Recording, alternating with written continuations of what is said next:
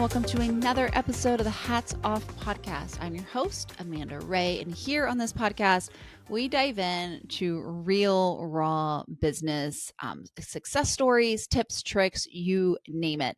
And today, we're going to dive into a topic that is somewhat close to my heart. I call it the boogeyman under the bed syndrome. Can you guess what that is? So the boogeyman under the bed syndrome is that project or that thing that you want to do that becomes so scary, that becomes so overwhelming that you can't start. You can't even think about it. You can't do it. Just like the boogeyman under the bed wouldn't allow you to fall asleep at night when you were a small kid, right? This happens to so many people, is that we have built up this project in our head to where it's overwhelming, it's scary, we know we need to do it, but we just can't. Every time we go in to do it, we get overwhelmed and we stop. Or we're too scared to even start at all. So when you have a project like this, and if you do have a project like this, let's go ahead and label it. Maybe it's your marketing project. Maybe it is a collaboration project. Maybe it's just starting your business in general. I'm specifically going to talk today about workflows. Okay, because in 17 Hats, workflows, gosh, it is the secret sauce. You will not find any better workflows on the market than what you find in 17 Hats. And it is what is going to allow your business to sustain and prevail and to find its success, because they are just that freaking powerful. And so many people have made them the boogeyman under the bed, right? They are so just overwhelmed by them. But in actuality, they're actually really easy. They're very easy. And usually with these types of projects, the project is actually easy. But it is because of the anxiety. Okay, well, let's take a step back, right? When you have a boogeyman under the bed project, what's happened is typically it feels overwhelming. It's kind of a black box. And maybe you've started and you've stopped and you've started and you've stopped and you've heard about it and you've seen people talk about it. And when they talk about it, that's overwhelming and they're using words that doesn't necessarily like click with you. And then there's probably people bitching about it too. So that adds to it. So what happens is that this project becomes so much bigger because of the emotion that surrounds the project. It's not because the project is actually hard, right? Or not doable. It's because of all of this pent up energy and emotion. The emotion is what makes it difficult, right? Then if you started it and you stopped it, you have this feeling of frustration and regret, and you're hard on yourself, and some people are disappointed with themselves. So then you've added all of that to it as well. Like, I don't know why I can't do this. I don't understand why I don't, right? We have a lot of I, which is like compact baggage, right? We're now compounding the baggage, the emotional baggage, and making this boogeyman under the bed project bigger and bigger and bigger, where it's becoming less and less imaginable to obtain it. Okay. So if you have that project that holds all of this emotional baggage that you cannot get done, that is what I want to talk about and kind of go down today. Okay. First off, the first thing you have to do to move forward with this project is to understand the emotional baggage versus the project, right? You have to say, look, I understand I am scared. I understand I am anxious. I understand that all these people have said X, but they are not me, right? I am not allowing their issues to come in to my productivity and to my place. And I am going to strip out the emotions of it. And I think this is what, so many times we have to do is that in business, there's two different things. There's business is business, and there's emotion. And sometimes emotion will send us down the wrong path. And that might be controversial, right? But emotion will send us down the wrong path. I can be upset about something, but still know it was the right business decision. I can be emotional about something and still know it was the right business decision. They're two separate things.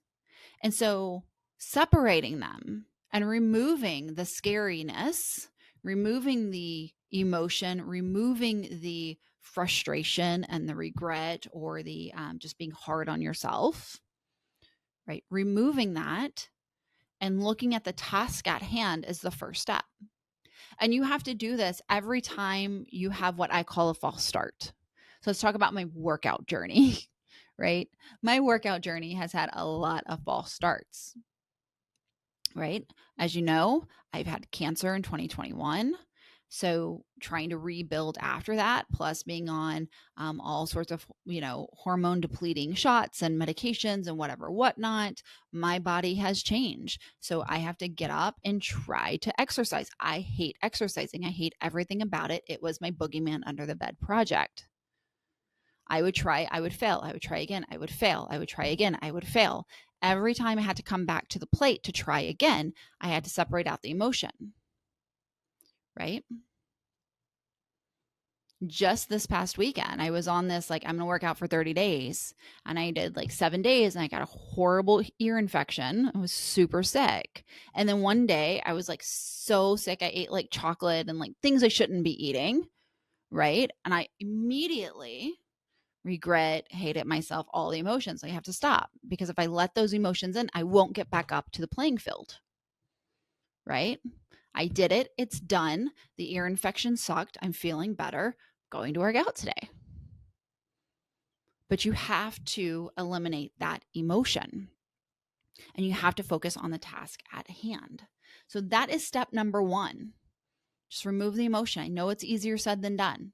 But you have to tell yourself, we're done. We're done with this emotion. I'm going to get this project in. Anytime those feelings of frustration or overwhelm come in, you take a breath. You say, nope, we're not feeling frustrated. We're going to get this shit done.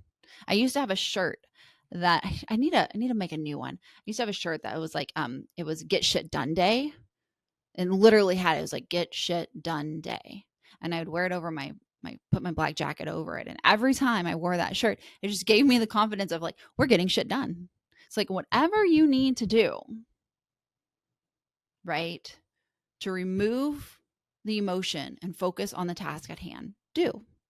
Whether it's a location, whether it's whatever you're eating or drinking, having meals planned for you, start your day and say, I'm going to have lunch delivered by DoorDash, right? So there's absolutely no interruptions. I'm going to get my coffee. I'm going to schedule my lunch. I'm going to sit down. I'm going to get shit done, right? Leave the emotion, because if you don't plan it, sometimes that emotion starts to attack you. Okay. So that's the first thing. The second thing is making a plan for your big project, because the number one most overwhelming thing people do is think that they have to have it all done today, right?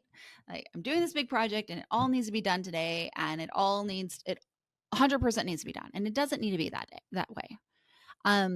You can break it down.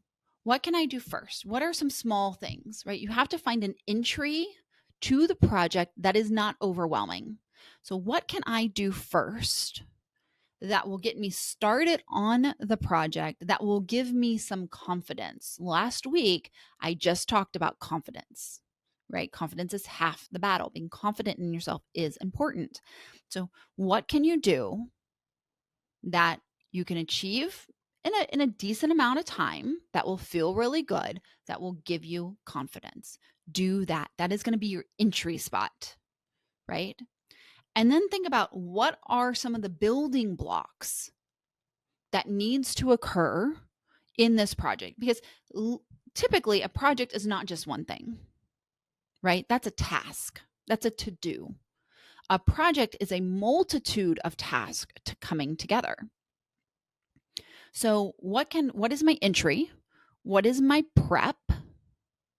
What is my prep work? Maybe you have multiple phases of prep work, right? What is my bulk of the work? And then what is my like final tweaks and changes? We do this when we build really big features as well. Because if we built really big features, gosh, it would take us years to build.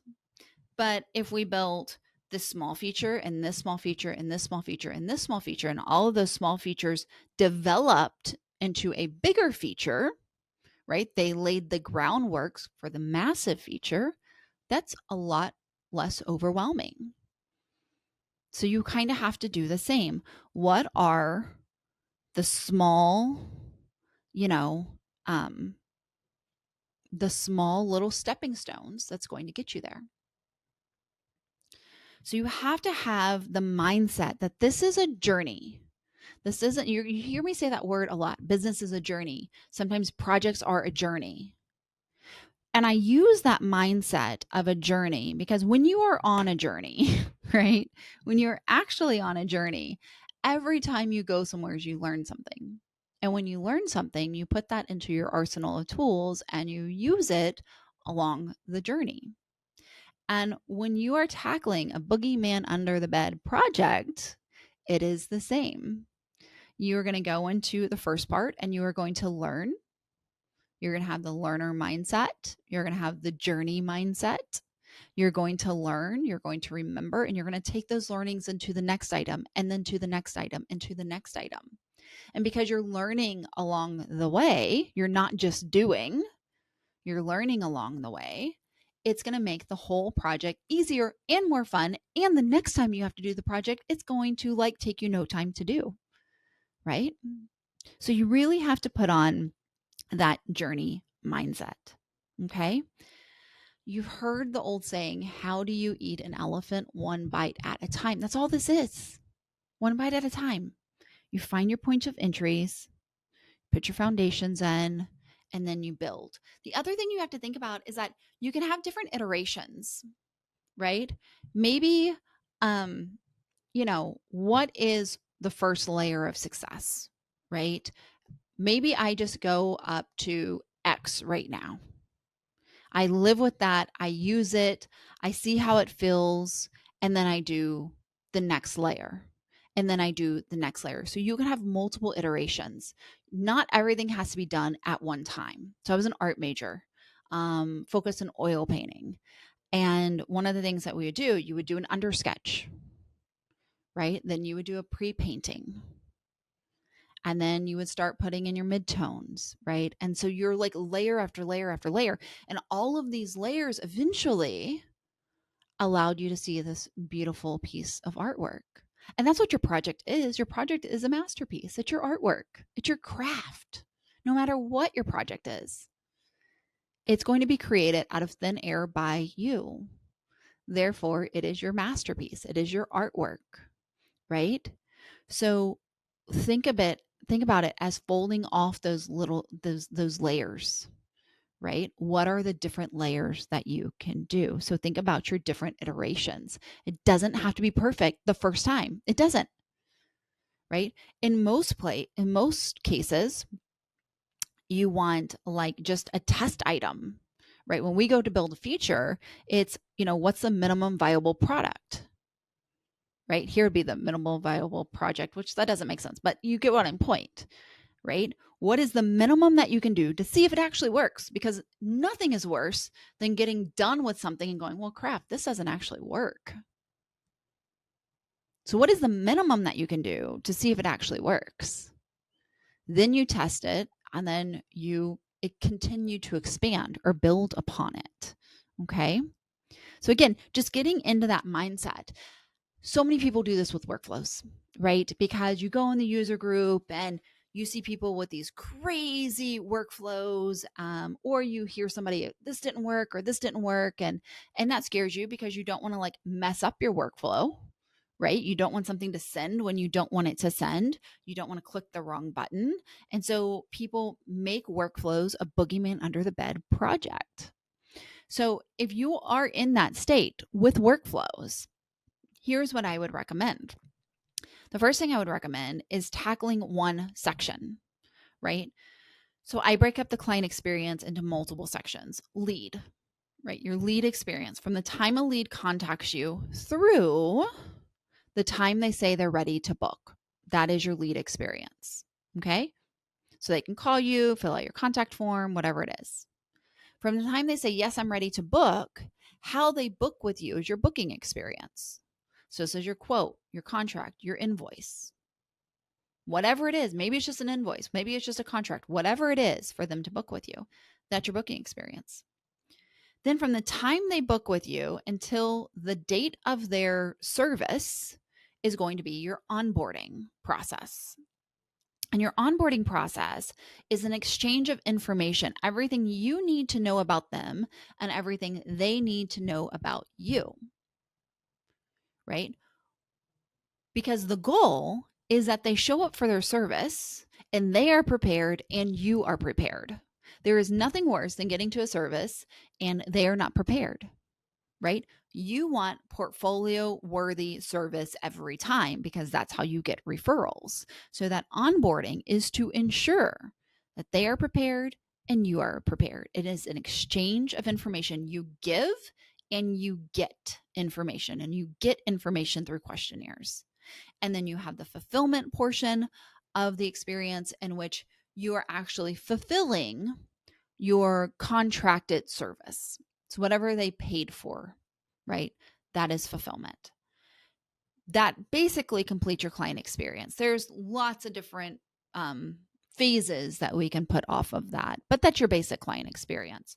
So by knowing that that's your client experience, lead, booking, onboarding, fulfillment, what I would do is choose one revenue stream, which is your very, very favorite and the one that makes you the most money. A lot of people try to do workflows with all revenue streams. Don't do that. It's too overwhelming. Choose the one revenue stream.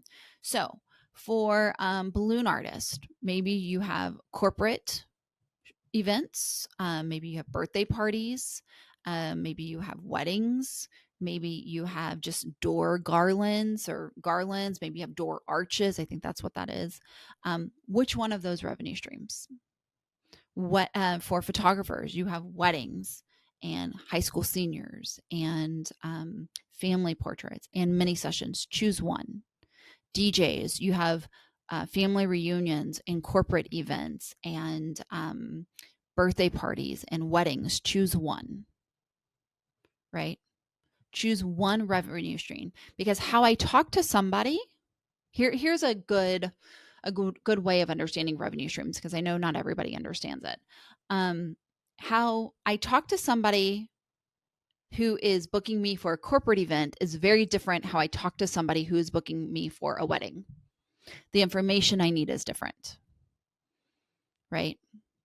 So those are two different revenue streams. That's kind of like a nice way to a basic check on if it's a different revenue stream. We're not talking about different items, different packages, right? If you're a wedding and you have package A, B, and C, we're not talking about packages. We're talking about the experience that you give is different, right? That's your revenue streams.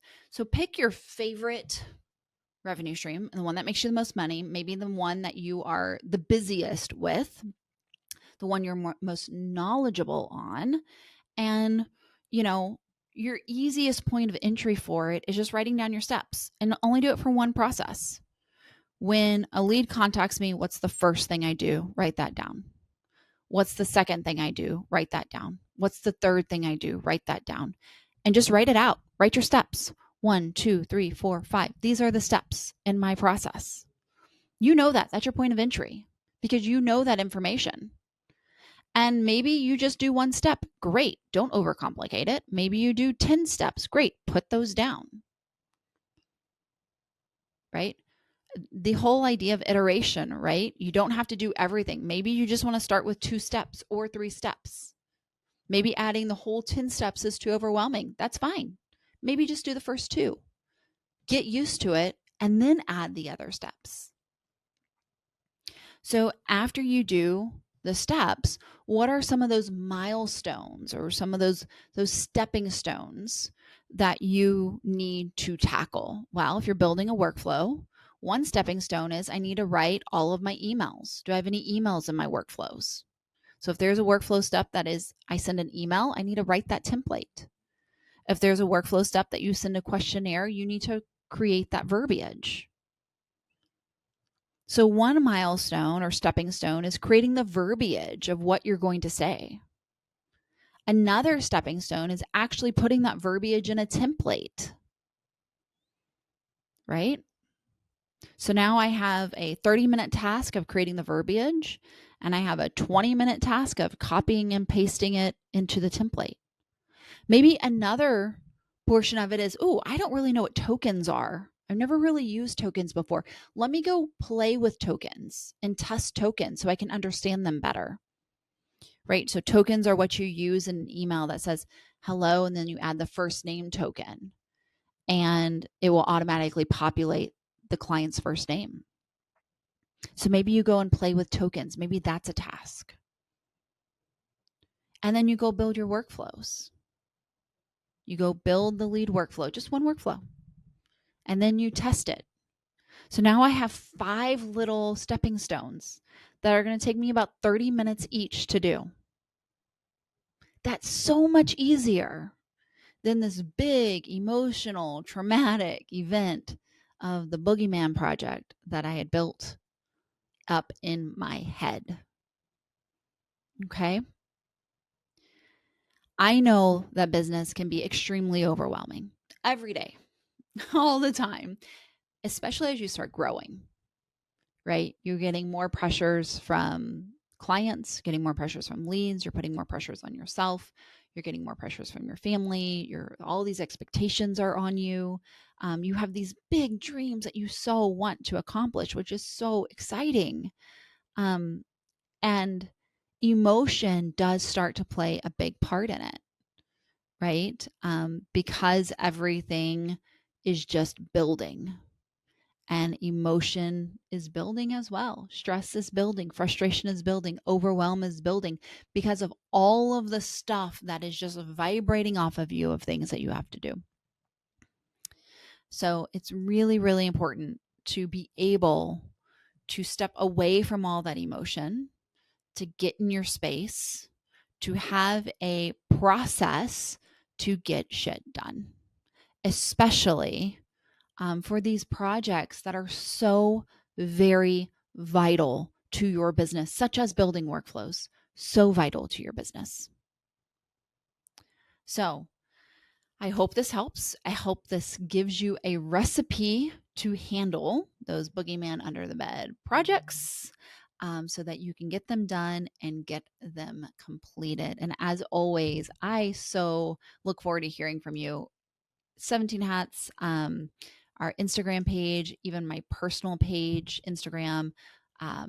Let us know. Let us know what you're doing, how you're feeling, what you need help with. I would love to know. What is it that you would love to learn about on this podcast as well? So, all right, here's to another great week. Here's to all of you. Cheers. Hats off to you all. And we'll see you next week. Bye.